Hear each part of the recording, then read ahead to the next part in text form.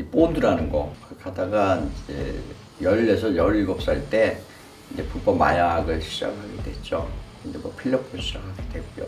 저는 20대 때부터 유흥업소를 좀 하게 되고 돈은 버는 거 즉각으로 전부 다 약으로 다 날리고 클럽 문화가 이제는 마약하러 간다는 문화지 논다는 문화도 아니고요. 약을 하게 되면 우선 동공이 좀 열려서 보는 차이가 좀 달라지고요.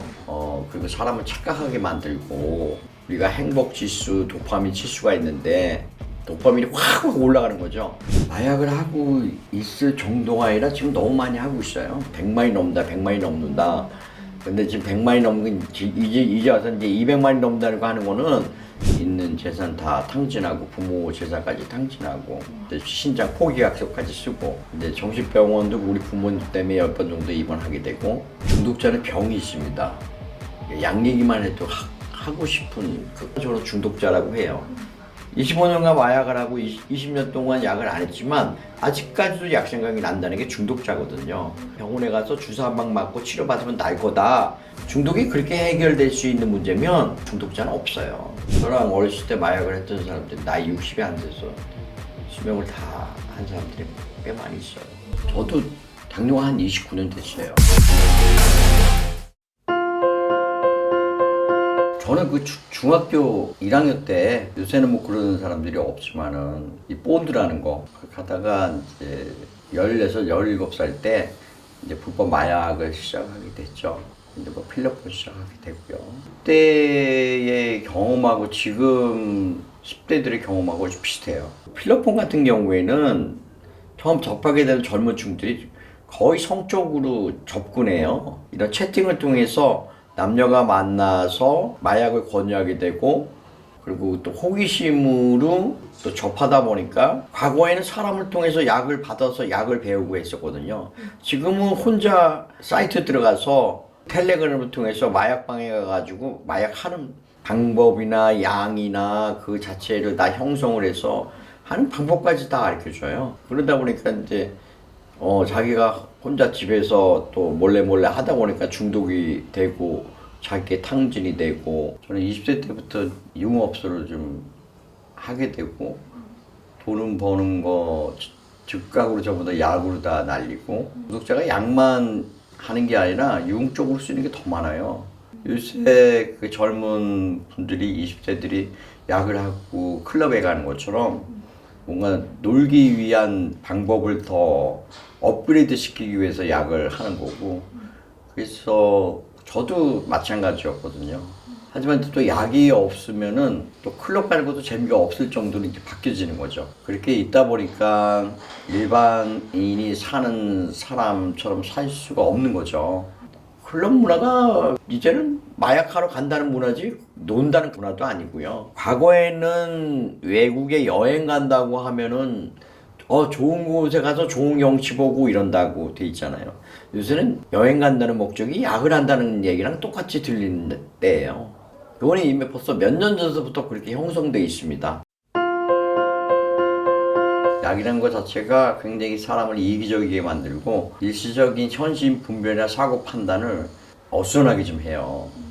그래서 이제 마약을 했던 사람들 이렇게 보면 말이 안 통하고 이기적이고 폭력적이고 뭐 이런 게 좀 많이 얘기들 나오죠. 저 역시도 좀 그랬어요. 네, 죽이는 사람마다 다르지만 자기가 끊고 싶어도 이 마약이라는 것 자체가 이 불시에 올라와요. 하고 싶은 욕구가. 그러면 내 주변에 있는 모든 것이 다 차단하고 마약을 하고 싶어요. 그 자체가 올라오면 내 머릿속의 계산 1분이면 다 끝나요. 내가 돈을 어떻게 마련해서 마약을 어떻게 구해서 어떻게 해서 어떻게 해야지. 이거 자체가 중독자는 1분이면 다 끝나요. 약을 하게 되면 우선 동공이 좀 열려서 보는 차이가 좀 달라지고요. 그리고 사람을 착각하게 만들고 우리가 행복 지수, 도파민 지수가 있는데 우리가 섹스를 했을 때 도파민이 올라가는 거하고 차이가 약으로 했을 때는 그게 몇 배 이게 상승이 도파민이 확 올라가는 거죠. 도파민이 많이 나오면 나올수록 더 좋은 건데 나중에 약을 오래 하게 되면 도파민이 나올 게 없으니까 맨날 힘든 거예요. 그래서 중독자는 좀 파괴적인 증상들이 있어요. 자신을 자꾸 뭐 자해하는 사람도 있고요. 약을 오래 하게 되면 우울증이나 정신적인 증상들은 많이 생겨요. 환청, 환각, 피해, 망상, 서부터 의심하는 일이 많이 생기고 그러다 보니까 사회에 적응하기도 힘들고 마약을 하고 있을 정도가 아니라 지금 너무 많이 하고 있어요. 생활에 리듬을 주려고 마약을 조금씩 하고 있는 거예요. 원래는 회사원을 꾸준히 다니면서 마약을 하려고 그런 건 아니에요. 내가 오전서부터 오늘 끝나면 내가 혼자 지낼 수 있고 쉬니까 마약을 할 수 있어. 이런 생각에 지금 뭔가 이렇게 좋은 기분이죠. 이게 즐겁게 일을 하고 저녁에 이제 약을 하는 거죠. 그리고 자기 휴일을 약을 하고 지내다가 이제 월요일 날 또 출근하게 되고. 근데 그것만 조절할 수 있으면 다행인데 사람이 마약을 조절할 수 있다는 자체가 착각이에요. 그 자체가. 그러면 점점 어느 정도로 그 사람이 변하냐? 내가 안 걸리면 되지. 이런 자체를 항상 형성하다 보니까 조절한다는 생각을 하고 있어요. 근데 그게 착각이에요. 그러게 되면 어쩔 수 없이 직장생활을 그만두게 되고 중독자로 살 수밖에 없는 입장이 되는 거고, 그렇게 되면 이미 정신적이나 모든 것이 다 파괴가 돼서 좀 힘들어지는 현상이 일어나요. 그리고 약을 계속 오래 하게 되면 성격적으로 문제가 생깁니다. 일상에 우리가 그 회사를 다니거나 가족이나 뭐 보통 사람들과 얘기를 하더라도 이해될 수 있는 그 선에서 말씀을 드리거나 이해를 하거든요. 근데 이제 이런 얘기를 하더라도 갑자기 짜증이 나고 아무것도 아닌 것 같고 문제를 삼고 막 성격적으로 좀 이상한 사람들이라고 생각하는 사람들이 이제 그런 분노 조절이 안 되고 이런 일들이 이제 많이 발생이 되는 거죠. 사람이 변질되게 돼 있어요. 사람은 성장하면서 변화하면서 성장을 해야 되거든요. 근데 그 변화라는 것 자체는 없어져 버리고 자꾸 변질되는 거죠. 자기가 생각하지 못한 일들이 많이 발생이 됩니다.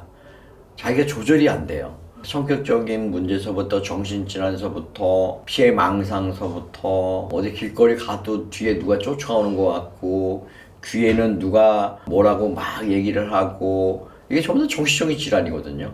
100만이 넘는다, 100만이 넘는다. 근데 지금 100만이 넘는 이제 와서 이제 200만이 넘는다고 하는 거는 의료용 약물이 엄청나게 늘어났다는 거죠. 환각, 환청이 내가 생긴다고 했죠. 환각적으로 봤을 때 내가 사랑하는 사람을 누군가 공격하고 있는 거야. 허상이 보이는 거야. 그러게 되면 내가 칼을 들고 뭐 해서 이렇게 찌른단 말이야. 그 옆에 있는 사람을 찔렀어. 내가 사랑하는 사람을 건드니까.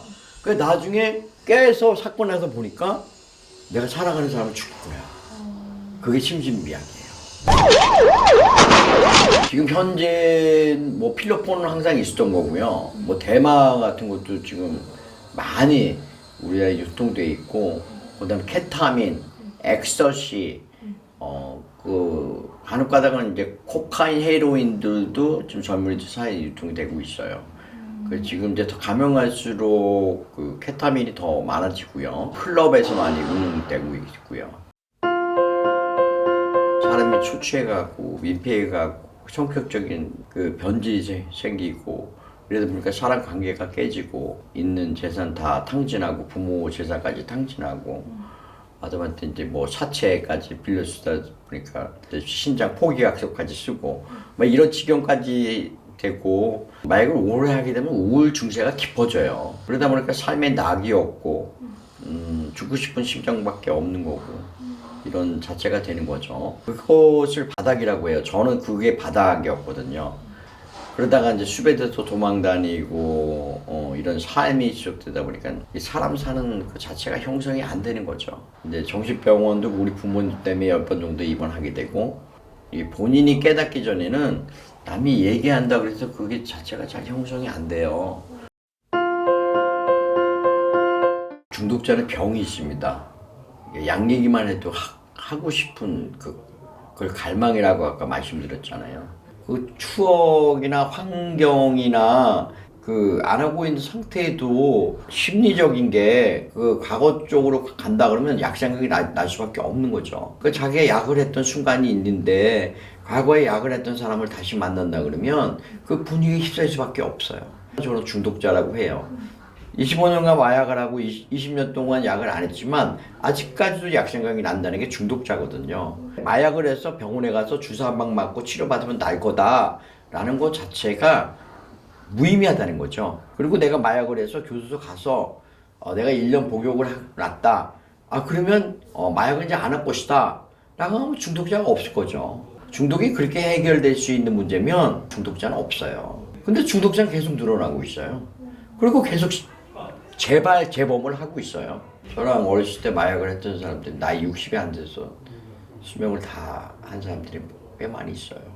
제 주위에는 이제 어렸을 때 같이 자라면서 뭐 깡패사에서 깡패 생활한 사람 있고 조직 생활한 사람 있고 뭐 마약만 한 사람 있고 뭐 여러 가지 갈래 있는데 결국은 난다긴다 이렇게 젊음을 다 하면서 마약으로 탕진된 그 사람들이 수명이 다 안 돼서 병으로 당뇨로 그 복수차서 간암으로 다 이렇게 돌아가신 분들이 많이 계세요.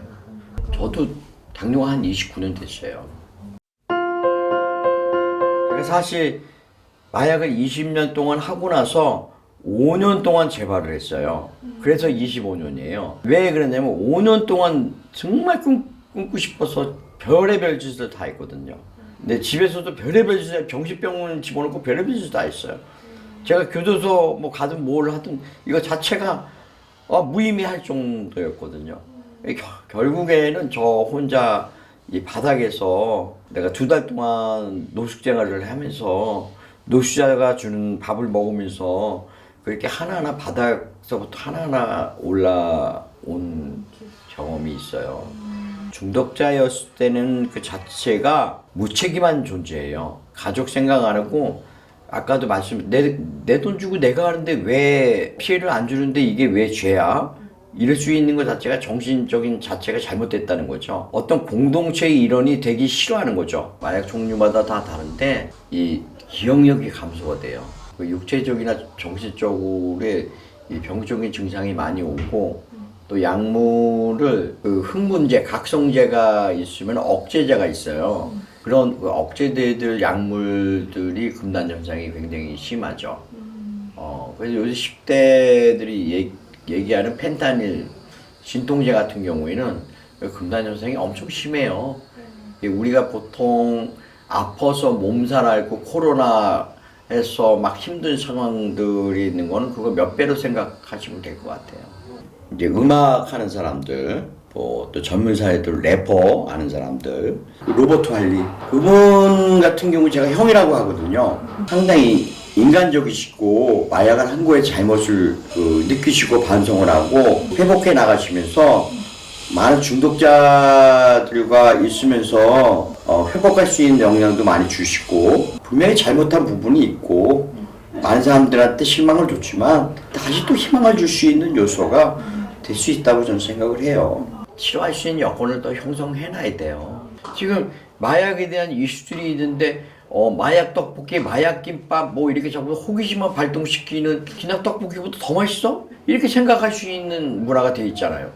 그 자체가 벌써 잘못된 거죠. 어릴 때부터 사고방식이 올바로 잡혀 있어야지 어떤 그 경험적이든 유혹적이든 뭐 호기심이든 해더라도 야 얘가 건드면 큰일 나 이런 정도가 돼 있어야죠.